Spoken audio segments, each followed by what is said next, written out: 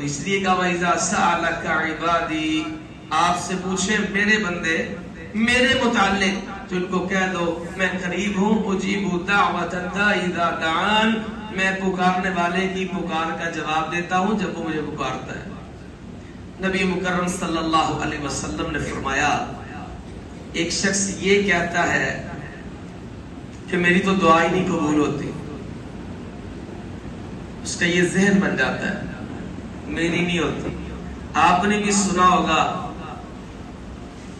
ارے ساڈی سندا نہیں تے تاڈی موڑدا نہیں، راست تو نہیں ہوگا نا، لوگ کہتے ہیں اکثر نہیں جی اسی تے گناہگار جے بندے ہیں جناب ساڈی کتے سنی جائے، یہ غلط ہے۔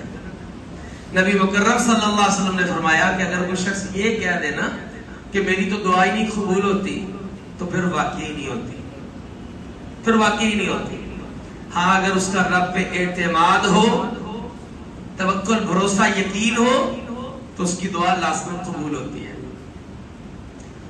یہ ایک فرق سمجھیے، میرا اور آپ کا مانگنا ہے بالکل ایک محدود حد تک، جو آنکھوں کے سامنے ہے، جو نظر آ رہا ہے، جو اندازے میں ہے، لیکن رب کی عنایتیں وہاں تک ہیں جہاں تک ہمیں اندازہ بھی نہیں ہے۔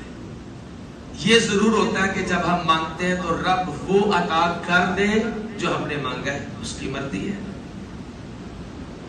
اللہ تعالیٰ وہ تو عطا نہ کرے لیکن متبادل تکلیفیں دور کر دے، اللہ وہ عطا نہ کرے اس سے بہتر عطا کر دے، یا پھر ایک انعام اور ہے۔ نبی مکرم صلی اللہ علیہ وسلم فرماتے کل قیامت کے دن اللہ اپنے بندے کے سامنے اجر رکھے گا، بہت بڑے اجر۔ بندہ سوال کرے گا رب میں نے یہ نیکیاں نہیں کی، یہ کون سی نیکیاں؟ اللہ کہے گا دنیا میں دعائیں مانگتا چلا گیا، نہ تیرے یقین میں فرق آیا، نہ تیرے رب پہ گمان پہ فرق آیا، اس کا شکر گزار رہا، تو مانگتا گیا، میں اس کو جمع کرتا گیا، آج تیری ملاقات میں یہ تیری وہ دعائیں ہیں جو قبول نہیں ہوئی تھی۔ تو بندہ کہے گا کاش میری کوئی بھی دعا قبول نہ ہوتی، اتنا بڑا اجر، کوئی بھی دعا نہ قبول ہوتی۔ ہمیں مانگنا چاہیے، مانگتے رہنا چاہیے، اس پہ استقامت ہو، اللہ پہ اعتماد ہو، گمان اچھا ہو، دینا رب نے اپنی مرضی سے ہے۔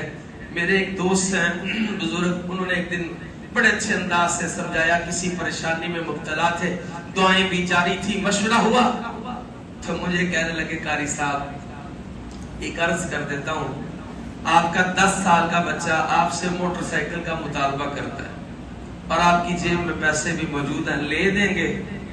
میں نے کبھی نہیں لے کے دوں گا۔ کیوں بھائی؟ پیسے بھی ہیں، بیٹے سے محبت بھی ہے، کیوں نہیں لے کے دیں؟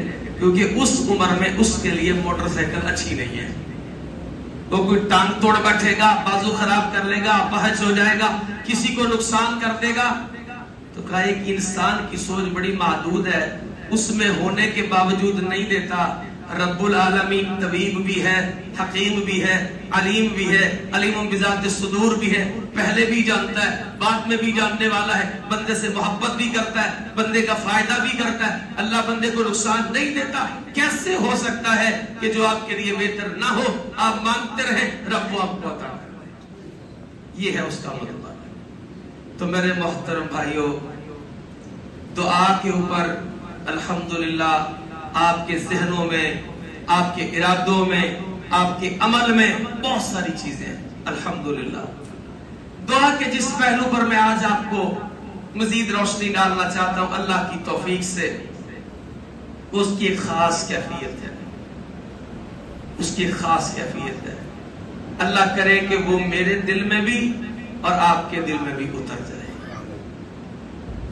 قرآن کریم فرقان حمید میں اللہ رب ذوالجلال والاکرام نے اس خاص کیفیت کو بیان کیا ہے۔